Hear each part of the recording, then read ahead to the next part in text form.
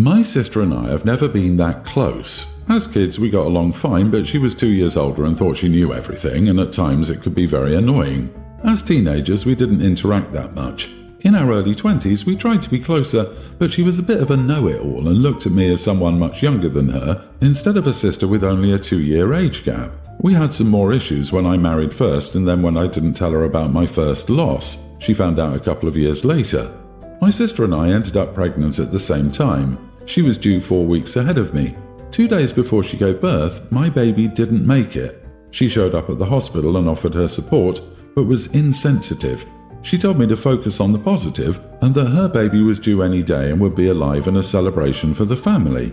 She showed back up in my hospital room the day her oldest was born, which was 3 days after I lost mine. I asked her to please leave, but she didn't, and she told me being around my niece would help me heal. My husband had to call a nurse to get her out. I was so broken that I couldn't be happy to see my niece. For the following 2 months, my sister tried really hard to get me to spend time with her and her oldest and focus on them. She had 3 more daughters in the years that followed. I had several losses in that time also. I never met her youngest 2 girls because I avoided any family gathering she would attend. Every single time we were in the same place, she would feel the need to say I could get over my losses with her kids, would feel the need to point out that I didn't need to be a mom because I had her girls. I asked her to stop. My husband asked her to stop, and our brother asked her to stop. She would not stop. She got more insensitive as time went on. She told me I shouldn't be capable of holding so much sadness and grief when her children were in the world. I couldn't emotionally handle it. The whole thing was too much for me. It drove me crazy. I snapped at her once and she acted like I hadn't and proceeded to let me know that her kids should be enough for me. With a lot of help, I became pregnant again at the start of this year and my son was born not too long ago. My sister took it upon herself to show up and tell me I missed out on a decade with her kids, and how could I justify not knowing my flesh and blood, especially when I finally got what I wanted. She called me selfish. I told her she was the reason for that she was insensitive and cruel, always ignoring my boundaries and pushing her kids on me when I was grieving and could not fill the void with her kids. She told me her kids are more than good enough, and how dare I accuse her of being at fault and I'm the selfish one. So, am I the idiot? OMG, well next time you can tell her what she doesn't know is that her kids aren't special to you and will never replace yours, that you hope they're enough for her because it looks like she's trying to get your validation that they're good enough. You are not the idiot and better cut contact with her unless you want your kid to suffer her behavior. She will surely tell your kid her children are better than your child, he's not good enough, you're selfish because of him. OP, are you kidding? You are not the idiot, your sister is. Keep away from her. She is ridiculously narcissistic. Wow, I'm guessing the issue was your loss took away from the attention she expected to get from her birth. So she tried to manipulate you. You should have helped her lose a few teeth a long time ago, then told her not to worry, you still have all your teeth. I'm not a psychologist, but your sister sounds like an epic-level narcissist. Particularly her accusation of selfishness when you finally did have a child seems more like a negative reaction to you succeeding in an area she was holding over you. I'll only put one cautionary note. Remember that her children are not responsible for their mother's behavior. Try to treat them as best you can based on who they are, not their mother. If she's as much of a narcissist as it sounds, they're likely to experience more negativity from her than the endless positives she projects about them to everyone else.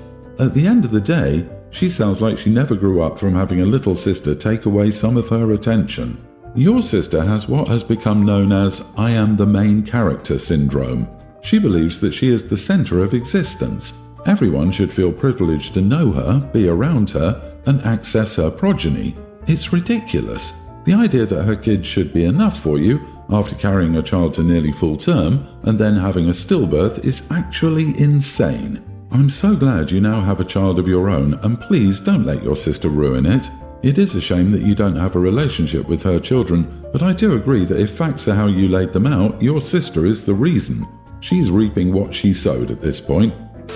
My boyfriend is female to male transgender. We're both 26 now and have been together since we were 17. We went to the same primary school, the same high school. We've known each other almost all our lives and fell in love young. I've been out as bi since high school. My boyfriend, before transitioning, was out as a lesbian since high school too. However, a couple of years into our relationship, He confided in me a few times about being confused about his gender and that he doesn't feel female and never has. Still, he doesn't think he wants to transition. We've had many deep conversations about this, and I've always been supportive and told him I'll always love him no matter who he is or what he decides to do. Last July, he finally told me he wanted to transition. Again, I was supportive and so proud of him, and have been there for him every step of the way. I defended him against others, took him clothes shopping, went with him for his first haircut. I offered to do this, but he wanted it done professionally, and cared for him while he was recovering from his top surgery. I did it all with him and he wanted me there. He's always had a close group of male friends. He's just always been the kind of person who gets along better with men. He does have female friends too, but most of them are male, and since transitioning, to be more specific, since his top surgery, he's acting differently. Not like I'm finally myself different, like idiot different. He's turned into the kind of man I cannot stand. Misogynistic, gross behavior, gross jokes, embarrassing me in front of his friends. He's become a Saturdays are for the boys kind of man, and I hate it. This is not who I fell in love with. He's never acted like this. Multiple times I've had to tell him not to speak to me like that, not to do that, not to say that, and not to joke about that. All I get in response is, "Don't police what I say or do," or "Stop trying to control me." He refers to me as woman when any of his friends are at our house. He tells me to get back in the kitchen, and if I don't, he has lines of girls waiting for him. Yesterday, he had his friend over and told me to make him and his friend a sandwich and get them some beers. I said, "No, do it yourself. I'm not your slave." He snapped at me and said, "No, but you're my woman and I expect you to act like it." All the built-up anger and frustration and hurt came up, and I snapped back at him and told him, "Well, you're my man, so I'd expect you to act like it rather than a little boy. Your behavior is grossing me out." His friend decided to leave after this. My boyfriend and I had a huge blow-up argument about how he's been treating me, and he accused me of being phobic, not accepting him for who he is, not being there for him. So I kicked him out. I told him if he wanted to act like a boy, if he wanted someone to mother him, he could go to his mother's and stay there. Since then, I've had texts from his mother telling me she always knew I was no good for him. I should accept who he is. This is coming from the woman who tried to stop my boyfriend from transitioning, as she feared it would be an embarrassment to the family, and she said to us that our family is not a circus. I still love him. We've spent most of our lives knowing each other and half of our lives in love. I don't want to throw this relationship away, so maybe what I said was too harsh, and I could have said it better, but I honestly don't know how else to approach this. Has this happened to anyone else? Am I the idiot for saying this and being upset, or is this a phase that most transgender people go through?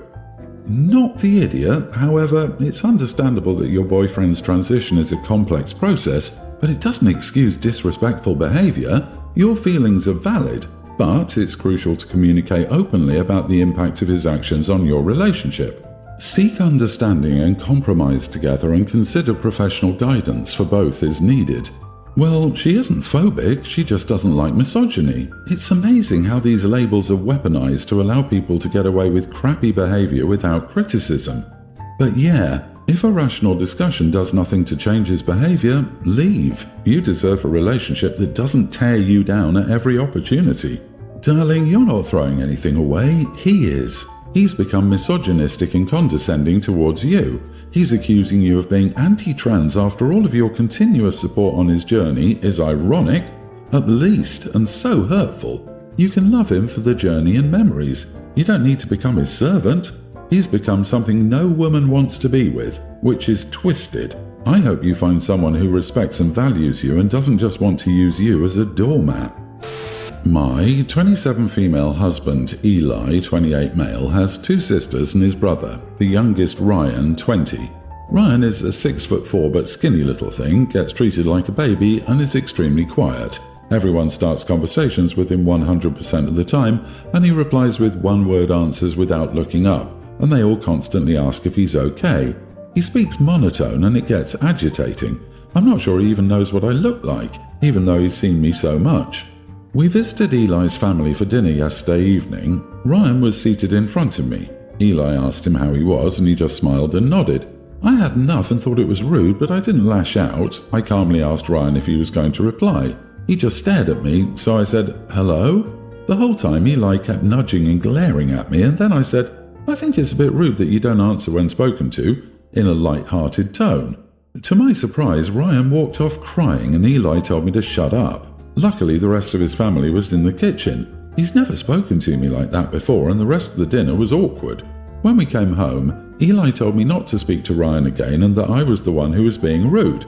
I disagree. Am I the idiot for making my brother-in-law cry even though he was being rude? You are the idiot. Ryan responded by smiling and nodding his head. That is an acknowledgement that he heard and a response. Nobody is required to answer you back when you talk to them, whether they are ND or NT. Insisting on verbal conversation when the other person has clearly indicated they're not interested in it is rude. OP is a bully and narcissistic. They remind me of all the worst people I've met who have said stuff like this to me or others just because we didn't give the perfect reaction they wanted, or have anxiety or whatever, and they don't view it as a real thing, and they think we should just act like we don't have it. OP, it sounds like you were just looking to start crap, and if I were you, I'd tell you to shut up too. How can you be so socially oblivious that you don't see that this guy is dealing with social difficulties? At best, he's extremely shy, and at worst, he might be dealing with something like autism. Either way, it's completely idiotic to criticize someone for struggling with something like that. You aren't his parent. It's not your job to educate him. You were the only person who had a problem with this. Everyone else was fine. I don't even blame the kid, really. With your attitude, I wouldn't want to talk to you either. I, 28 female, really struggled as a teenager. I lost my mother suddenly when I was 14 and that affected my mental health. I became very introverted and left school with no real friends. I was teased a lot for various reasons, but mostly because I was sulky and never had new things. I had the same pencil case, coat and bag from 12 to 18. To make matters worse, I had a form teacher, I think that's like homeroom in America, who was always trying to be friends with the popular kids, and therefore joined in on teasing me for my appearance and demeanour, and just generally made me feel awful about myself. Having few childhood friends, I was always really close to my father, 53. That started to shift as I grew up. I've since moved away and have 2 sons. I've seen my father twice since 2020 and he visited to see my sons on both occasions. Despite this, we talk and FaceTime multiple times weekly and he tells me about his dog and life. I know he's been seeing someone since late 2021 and she and her 2 sons recently moved in with him, but I hadn't met her.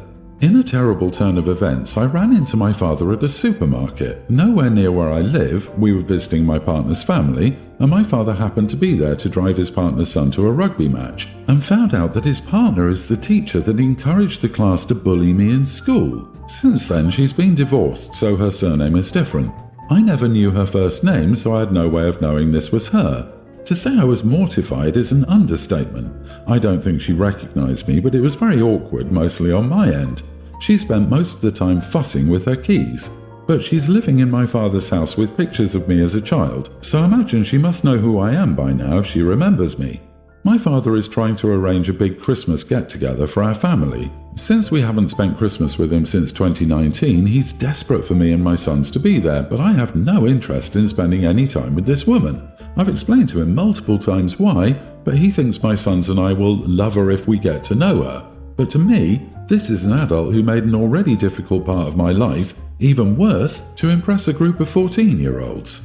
My partner supports my decision not to attend, but I can tell it hurts my father. I know that this might be stupid or immature, that it's been 10 years since I saw her last, and I could make small talk for my father's sake, but I also know that I shall just be uncomfortable the entire time.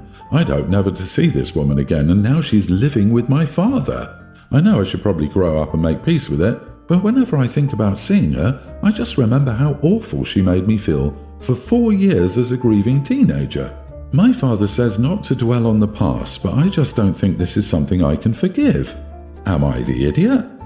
Not the idiot. She knows who you are. She recognized you. Your father would have told her all about you. I wouldn't let her around my children either, and I wouldn't be uncomfortable at dinner for the sake of your father. You did that for 4 years and he wants you to do it for 20 plus more? Heck no. I agree, her fumbling with keys to get away wasn't a coincidence. I can't imagine if she didn't know who you were and realized this was the first time to meet and make a good impression on her partner's daughter that she would have made more of an introduction of herself to you. She was avoiding you because she did and didn't want to face you. Guilty conscience. Really, I can't see a way past this to heal without starting with an apology from her, an acknowledgement of the hurt her role caused you. I also feel like your dad has been and continues to be negligent of your feelings, both back then and now. If you want to have a relationship with your father, see and talk to him on your terms and location. If that doesn't work for you, cut him out of your life. You should make peace with it for yourself. You don't need to make peace with her, or see her, or pretend it's all okay. OP, you're wrong about one thing though. I know I should probably grow up and make peace with it. As a grown woman, you are making your boundaries clear. This is the right behavior. Just because your dad decided to have your bully in your life doesn't mean you must follow his lead. You're a separate person from him. Also, how can you know she won't bully your kids now? Or she won't keep treating you the same? You can't. That's not a safe place for your family. Your dad is picking his pleasure over you. Move on without him.